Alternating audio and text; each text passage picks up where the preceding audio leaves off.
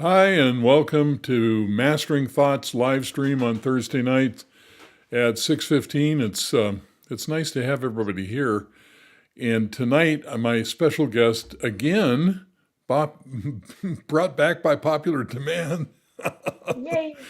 Eloina Mack, who's one of the special people on the face of the earth, and she's down in the valley and up in the mountain, and we're waiting for a big storm to hit us tonight Yay. sometime. hmm So, how are you doing, Eloina? Oh, I'm doing great. I'm doing really good. I'm so grateful to be here and be back on. And it's always a pleasure being around you and your wisdom. So when I brought up the potential um, title of pain, anger, and healing, what was the first thing that went through your mind? Oh, life. The first thing was life, because these are the things that we go through. And I can say that even recently, going through pain and anger and healing, because I do consider myself to be somebody who's healed.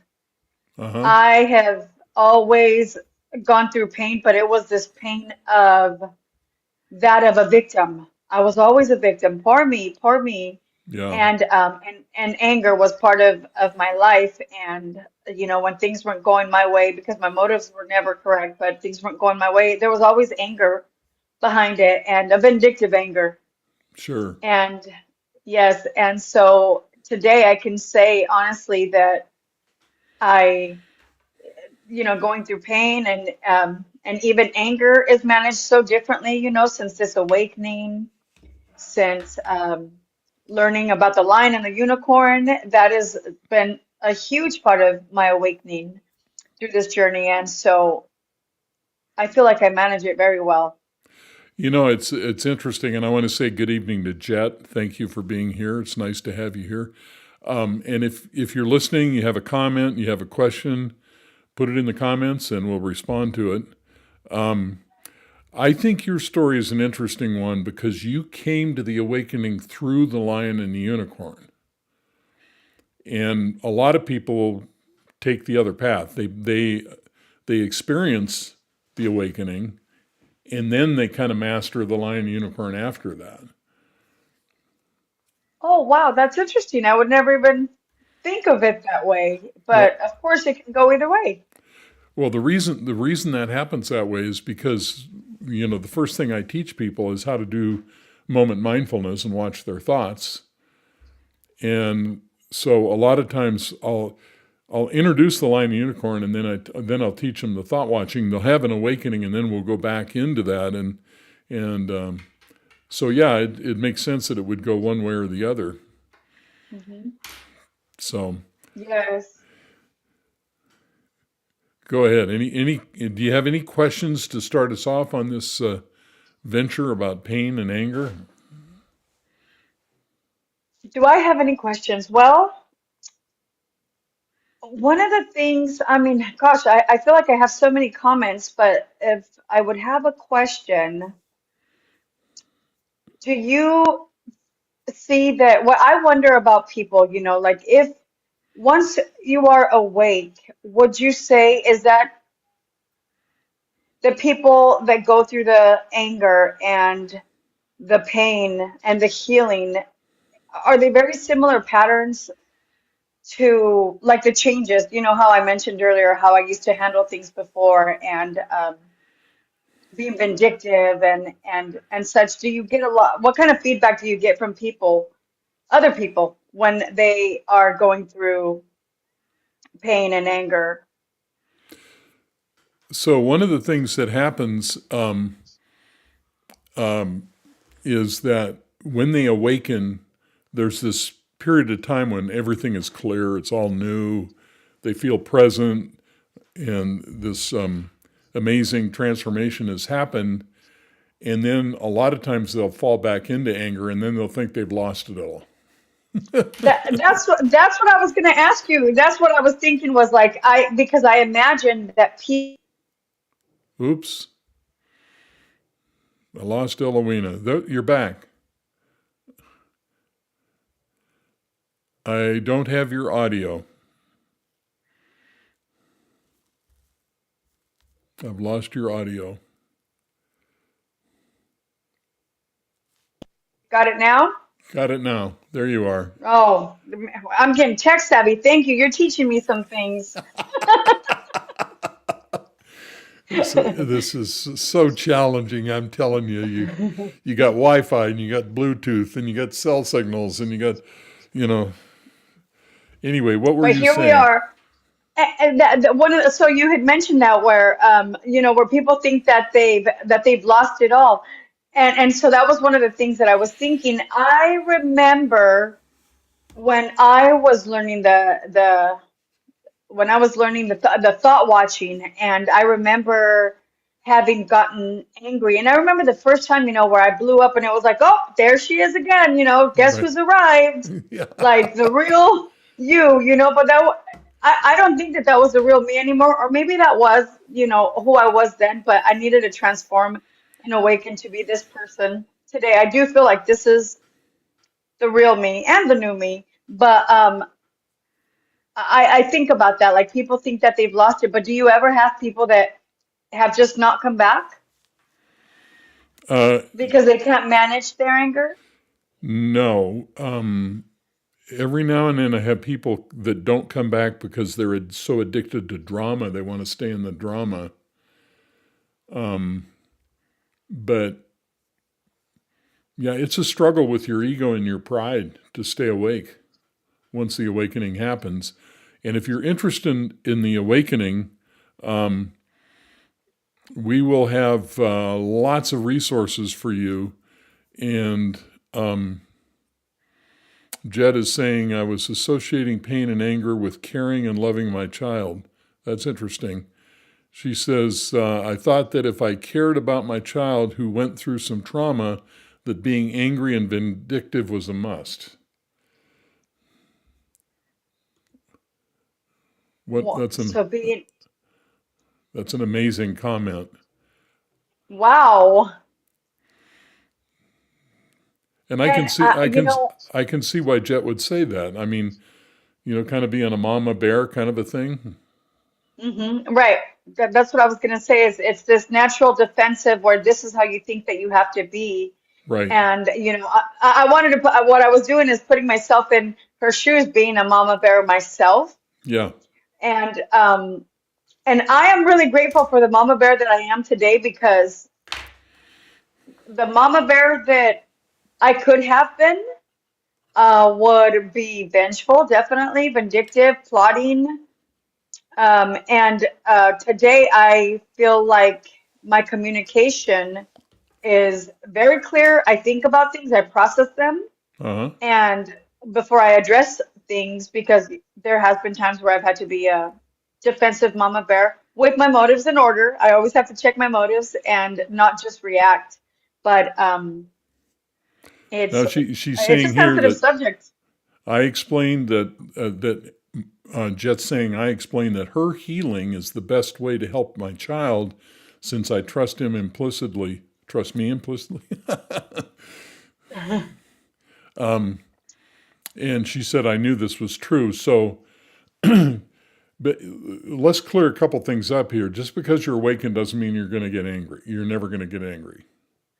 I mean, we are animals. We're driven by fight or flight. And, it's going to be a struggle. Jet's saying, right, right, right. I wanted to stay in the drama because that meant I cared. That is such an insightful comment. Wow. Wow, that's good. That's amazing that you said that. Really good. That is very, very smart that you said that. Well, let's get into pain and anger here a little bit. And is it okay if I talk about a subject that might turn people off called the brain? It's a-okay. So I want to talk about the brain and where pain and anger come from. And so I've got my little diagram here, and I want to explain what we're looking at. So this is a cross section of the brain, and stop me if I get too far in the weeds here, Eloina. But Okay. fight or flight is right here. You see this? I don't think you can. Oh, there it is. Let me try this again. What do you have, a pointer? Yeah. Can you see the red circle around that part there? Oh, right. Yes, kind Let, of. Yep, let me I change see it to it. yellow. Let me change it to yellow. There you go. That'll be better. I'll try it again using yellow. There.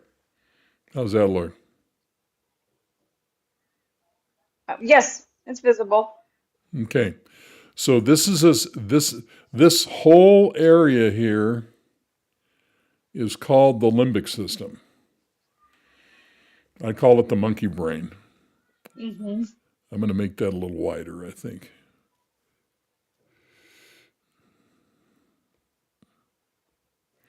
See, is that wider? Yes. This whole area here is the limbic system. That is fight or flight, anger, fear. It's the part of the brain we share with other animals, so it's all about survival. And all emotions come from the limbic system. And fight or flight comes from this little structure right here. And that is called the amygdala. Maybe you've heard people say, my amygdala made me do it. Have you ever heard that? No, but I'm going to use it. All right. So this is where fight or flight is right here. Now, this is very interesting. So this structure here, I'm going to change to a different color. Maybe I'll make this blue, dark blue. See if it stands out. This whole structure here is the cingulate cortex, sometimes also called the cingulate gyrus. And this part here, right here, is called the ACC. That is the anterior cingulate gyrus. Okay, why is this important? So I'm going to tell you a story, and I'm going to get back to the brain. And so here's the story. I had a client yesterday, and I don't know if you're aware of it, but the town you live in is near where Hard Rock has just opened a big casino. You Hmm. you know about that? Yes. Do you realize they had I-99 and I-5 almost closed today? There were so many people going. Wow. I Yeah, it didn't was. know. Yeah, there was about a 5 mile um, backup getting off the I-5 to go to the casino. Anyway, so this particular client of mine was going to go to the casino. That was his. He really wanted to go, so he's going to take the day off, and he wanted his girlfriend to go with him, but she didn't want to go. So he got very, very angry, and so we talked about it a little bit, and I said to him, so when um, I said, when you were a little boy, do you have any images or memories of wanting to do something and having somebody not want to do that with you? And so he starts talking about his childhood, and right out of his mouth comes, well, my dad would never play baseball with me. Whoa. Okay, so all of a sudden, I looked at him and I said, okay, so now what's happened is your girlfriend has become your father who's rejecting you by not playing baseball with you. And that's why you're so angry. Boom. It's a gift. I know. So It's amazing.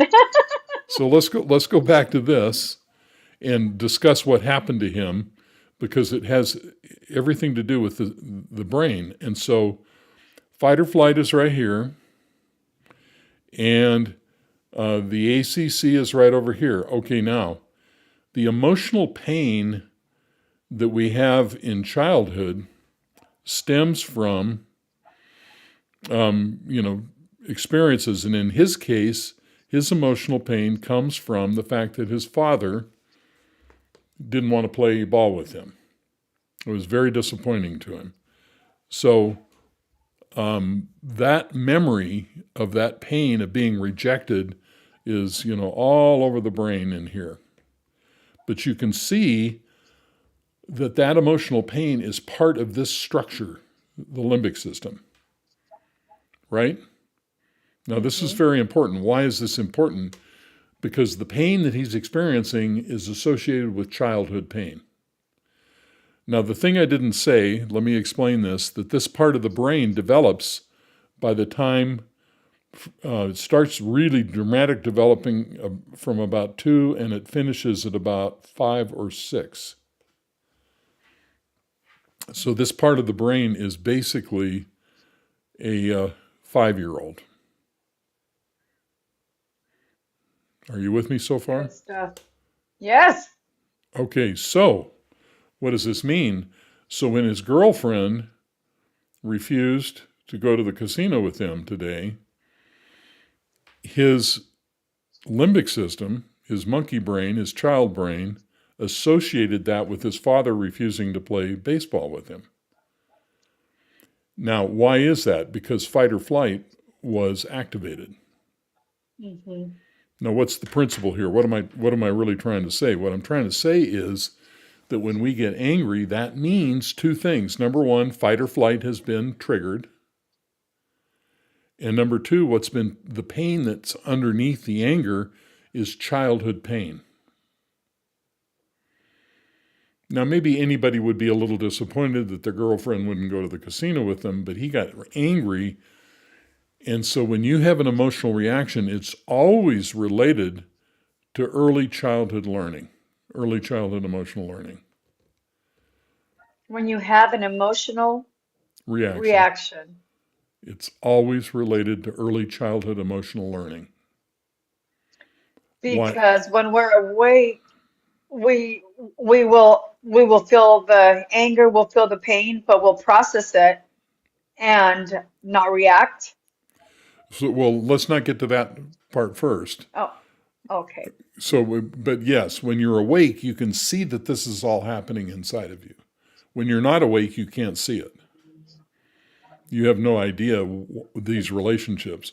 When you're awake, it's like you have a microscope. You can see all this stuff that's going on inside of you. But the principle that's so important here about pain and anger is that when you get angry or have any emotional reaction like fear or anything else, it's always related to early childhood emotional learning.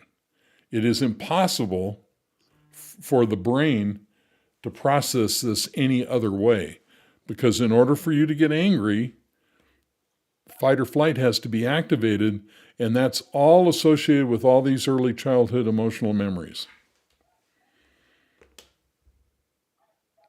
So if fight or flight is not activated, it's not associated with childhood and then you don't get angry. Mm. Okay, You might feel an emotion, if you but feel not get angry. an emotion, period, this has happened. Oh, Now, if it's not a big emotion, okay, but it's still related to early childhood emotional learning. It has to be, because fight or flight comes from this primitive area of the brain. And the learning that took place during those first 5 years is housed in that part of the brain. mhm. So when his girlfriend said to him she didn't want to go to the casino, he interpreted that as rejection that he learned as a Rejection. child from his father. Yes. And so when I have people come to me for help, they say, I got angry, I got fearful, I got, this or that. I immediately tie it to their childhood. And when they see it, it just completely blows their mind because they know it's true. They almost Yes, instantly it's know good. it's true. Yes. And one of the things that I think about, being a mother, and sometimes if my child, doesn't do what's expected, I have recently caught myself getting angry and I had to stop. It felt so terrible, and I had to stop and say, "Whoa, what is going on here? Why am I not doing my work?" And realizing that I am reacting and that now I have to tell him, I am so sorry that I reacted that way. I mean, it felt terrible. And I said, what happened there? And I was questioning myself. And of course, you do this with everybody, even your children. I mean, the things that they're trying to get away with, or, be sneaky and not Hmm. pull out a specific homework, it's not personal. And so I had to be like, man, did I really just personalize that and really act out? Yes, right. And yeah.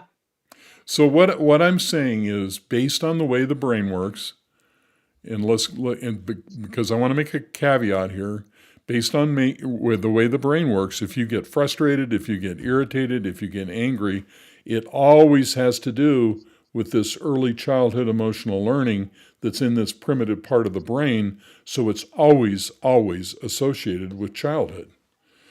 Now, am I saying don't get angry? No, I'm not saying that at all. I want you to get angry. But in getting angry, I want you to use it as an opportunity to become conscious, Mm, good.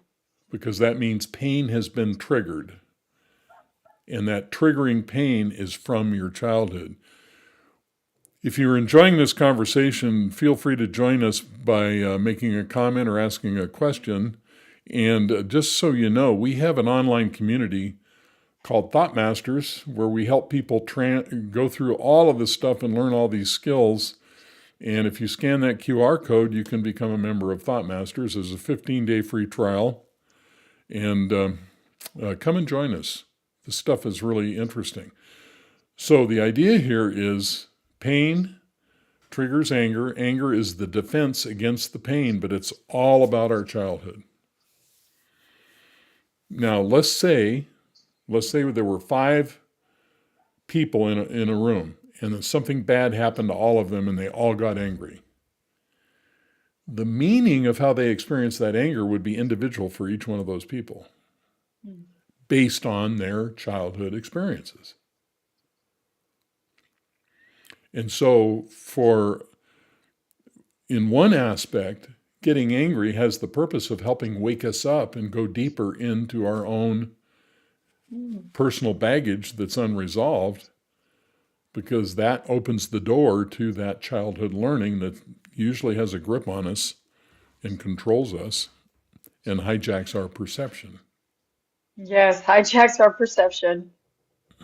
Yeah, that's good. Somebody was talking to me today about their relationship with the mother, and the pain was so deep. And I sat there thinking about me and how before my awakening, the things that I would remember about the way that I felt, about my mother, let's say right then, and I had these feelings that they would feel uncomfortable when I would think about it. But when I got down to the bottom of it, and it was the things that I went through in my childhood and such, and I was like, wow, all of that is gone. And to hear people have like all this unfinished business, or even the way that they Mm-hmm.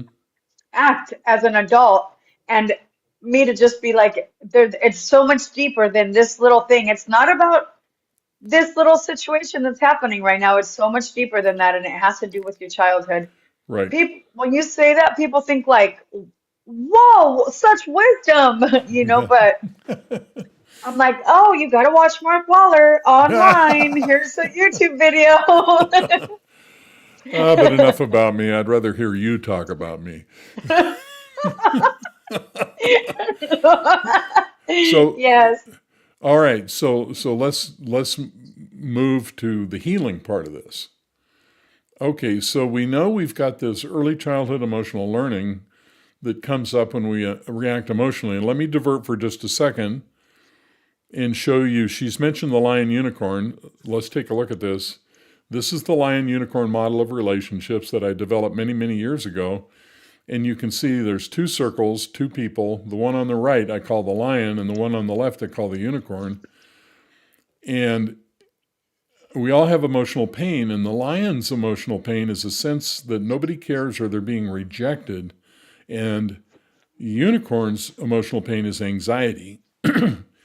So their defense is they avoid when they feel anxious or fearful. The lion gets angry. So the principles we're talking about here apply to anger and avoidance, fear and shame. But specifically, I picked the topic of,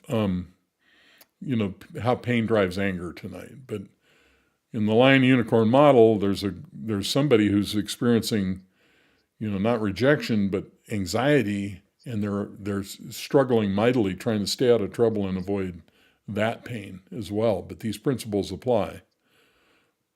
So let's move on to the healing part of it. Well, now just let me ask you this question. It's not a trick question. How do you think this needs to get healed? What can we do now that we know this to heal this from your perspective? What can we do to heal? So when you're having pain, Right. So when we get angry, we know we have pain. What's the thing that we can do to heal that pain now that we know what it is and where it's coming from? well, I mean, it's the acceptance of the truth that you're Right. not being attacked or rejected. Hmm. But I think acceptance So I think of that. the path to healing is the insight that what you've done is you projected your childhood onto another person. And you're Hmm. taking something personally that's not personal, as you said. Right. It's not definitely the fact that it's not personal. Now, understand that this is all wired into the brain. These emotions, the pain and the anger are wired into the brain. But when we become self-aware, we're also wiring the awareness into that emotional structure. So if I get angry at you and I realize, wait a minute, this is really about my mother, that realization is wiring that awareness into that emotional reactive structure in the brain. And from that moment on, I'm going to experience that reaction slightly differently every time I do that. Hmm. And so you can do this. So if you get angry, chances are you're feeling rejected or like somebody doesn't care. Okay, that's the pain. Ask yourself, how does this relate to my childhood? And then when you get the answer, in your case, like you got the answer, it's your mother. For me, it was my mother. For somebody else, it's their father. Okay, so now you know where the anchor to this emotion is, where the pain comes from. In the case of the gentleman that was going to the casino, it was all about his father. Even though his girlfriend was female, that has nothing to do with it. And so if now every time he gets angry with her, if he sits, even if he doesn't do it until the next day, and he asks the question, how does this relate to my father? He will see, he'll be able to connect the dots. And when he connects the dots, that's going to rewire that anger. And so now the next time he gets angry, there's going to be a sense that, no, this is really about my father. And then Hmm. when he processes it again, he's going to get a stronger sense. No, no, no, wait a minute. This is really about my father. And pretty soon, what's going to happen is he's going to realize as he starts to get angry, he's going to realize this is about my father, and he's going to look at his girlfriend and realize, oh, she's having a completely different experience than what I thought she was having. Right. Hmm. And he's going to realize that father experience has hijacked his perception, and he's not able to see what his partner is actually experiencing. And when he realizes that, he's going to see immediately, well, there's a little girl right there. She's having her own experience that has nothing to do with my Hmm. interpretation. Right. That is so good. Yeah. So I see we have some more listeners coming on. If you have questions or comments, please feel free to post them. If you don't want to have anybody know your username, just say no show, and I won't show it on the screen like I showed Jet's comments. So feel free to ask away. So what have we covered so far? So we've covered so far that the emotional pain comes from deep inside the brain, in the child brain. So when we have an emotional reaction, it's always related to early childhood emotional learning. And when we begin to train ourselves the truth of that, we start rewiring the experience, and the emotional reaction gradually becomes manageable. Yes, manageable. That's really good. You know how you were explaining how you just become aware that that's you're relating this to your father or whichever parent it was. And as it just becomes part of your everyday life and now you're just awakened and catch yourself maybe in a moment or getting an emotion and you're like, oh, it just becomes as simple as like, oh, that's not personal. It's just not personal, Right. and because in the beginning I would stop to relate it and then it was a learning process, they were like exercises, even being caught in a moment, like, wait, what's going on here? What am I relating it to? This is related to my Ex- dad. Excellent. And then as time is going and now, even some things that I've had to listen to recently, it's like, man, some people will really, they're not awake and they'll really want to engage you in a back and forth Uh-huh. episode. And the moment that you're just not going to engage in that because you know that whatever's happening is not personal, whatever you're going to say, um, you have good intentions, or it's better to just not go back and forth, because there's emotions involved from the other person, but it is not personal. And you said it, they're having an experience. And that is something that I am conscious of, whether most people don't have this awakening, a lot don't, but they're having an experience.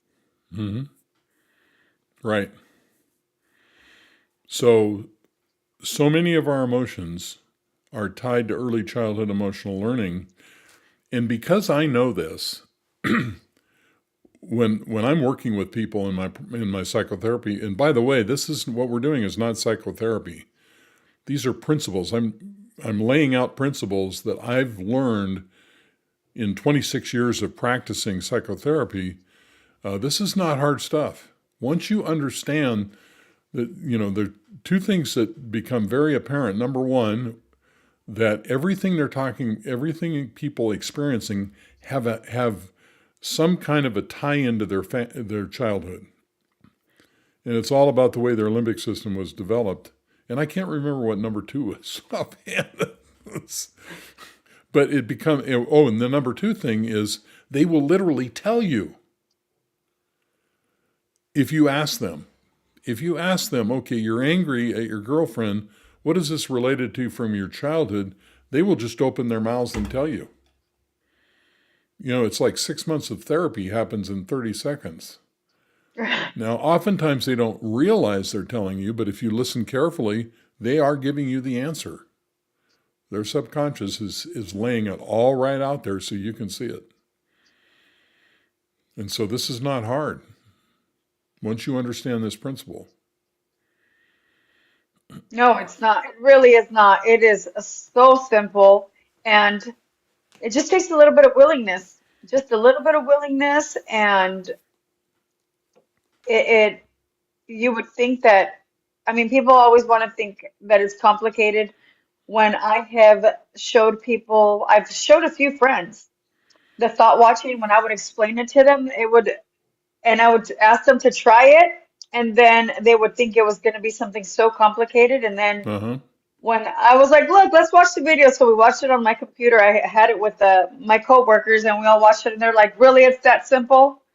Because they wanted to know how I can get through the day, and there's some messy stuff going on around us with certain people and such. And I was like, listen, none of that is personal. Why are we going back and forth with these people? It is Right. not personal. And they didn't understand, like, how do you take things with a grain of salt because it's not personal.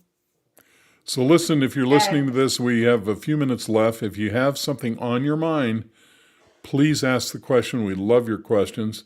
Put them in the comments. We'll deal with it right away. And again, you said something that triggered a thought, and now I'm trying to remember what the thought was.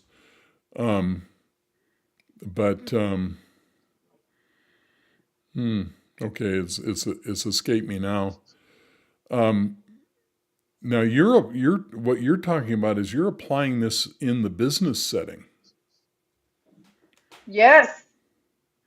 Oh, definitely. This is something, like I just talked about.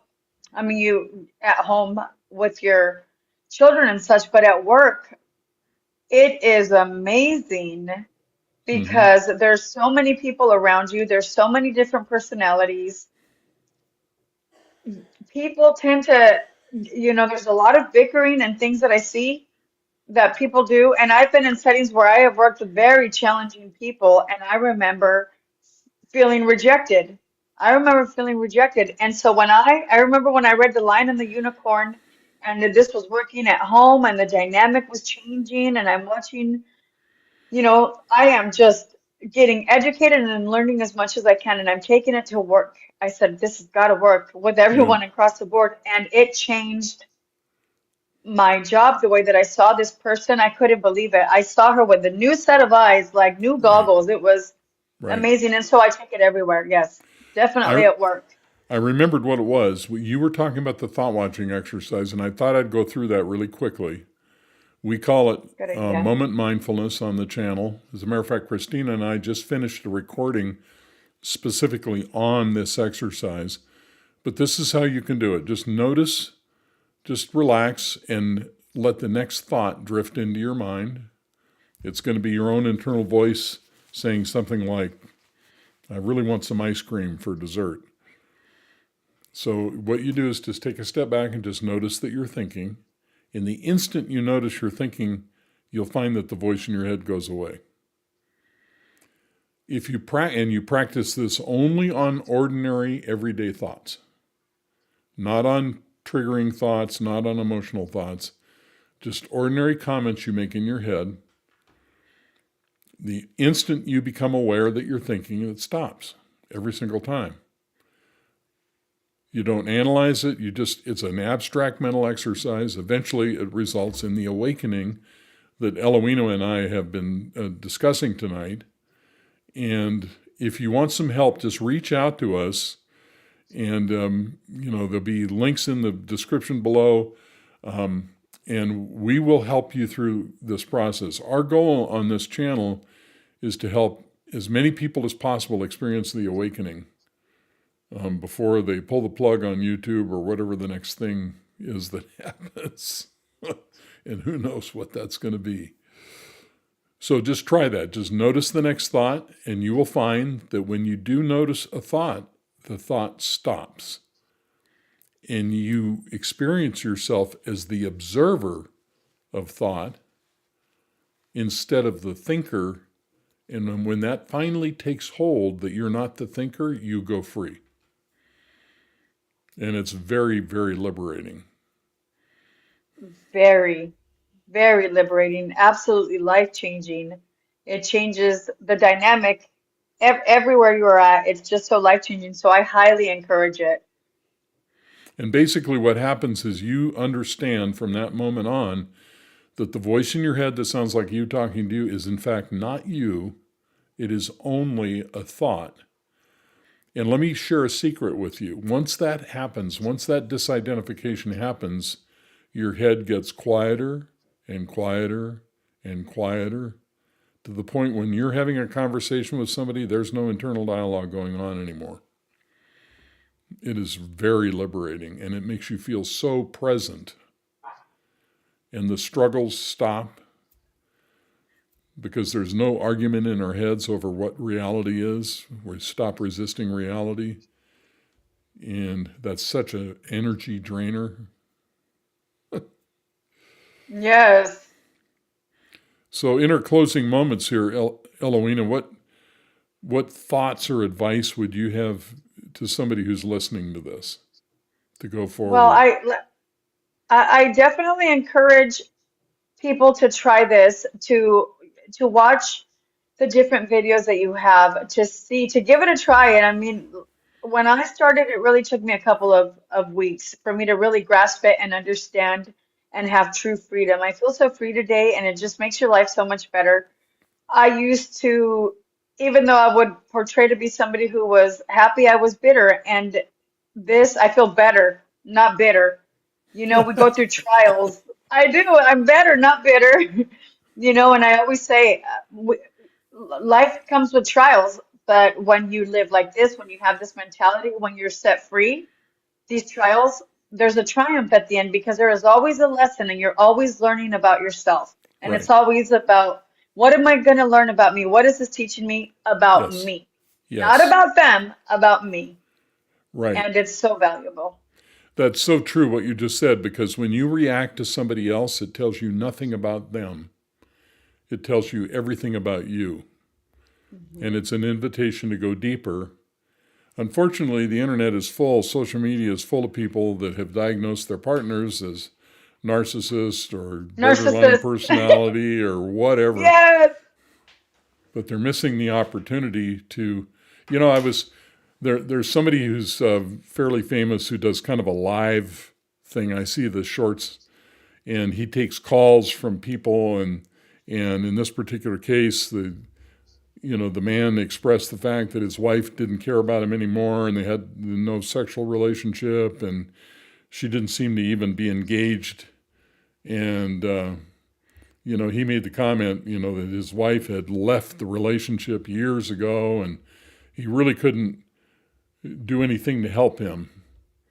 And I thought, oh my God, because the next thing I would have said to him would have been, what does it say about you that you needed to be in a relationship with somebody who just thinks you're invisible and ignores you and doesn't want to connect with you? Because that's the learning that's available for him in this relationship. And the so-called, therapist he said, "Oh, she's gone. You may as well just let her go." And so he'll go out and find somebody else who treats him the same way. Right. Do, Right. do it all over So he again. keeps finding, yes, and those are his teachers, and I always tell people that's one of the things I do. I have employees at work, and when they come about somebody else, and I said, "Oh, so what did your teacher teach you about you today?" Right. Because this other person that you're over here, I mean, even crying, I have people that will be upset and crying about something, and I'm like, so let's have this. We're in the classroom, and those are your teachers over there because wherever Right. you go, there you are, and there's always a lesson, and it's Yep. about you. The purpose of a relationship is to make you conscious, not happy. One more question. We've got time for one more. And I just want to thank Jet. You're a stalwart. I really appreciate your participation. And it's so Yes. nice to have you on board and part of the community. And let me know if you want to join Thought Masters. Just reach out to me if there's a problem there. We'd love to have you. And I can make that happen. So let me know. All right. I think Yep. that's Thank going to you. wrap it Thank up you, for. Jet. I just want to say thank you to Jet because I knew that they would be here today and interact with us. So, Yeah, she said something very nice. She said, I brought this up. She said, Elowina, it's like I'm hearing my own story. Thank you so much for being here today. oh, thank you so much. You're welcome. So we're going to have you My back pleasure. next week. I believe Vanessa will be back. If you can make it, we can always have three. So we'd Yeah, we'll encourage you to. coordinate. We'll be back at 6:15 next Thursday. The following Thursday, I believe, is Thanksgiving, and Yes. I will be worshiping football on that day. So, Idolatry. I'll be praying for you tonight. okay. All right, everybody. Thanks so much for showing up. And Elowina, thanks for being our guest. You're welcome. Thank you for having me. Bless you all. Bye bye.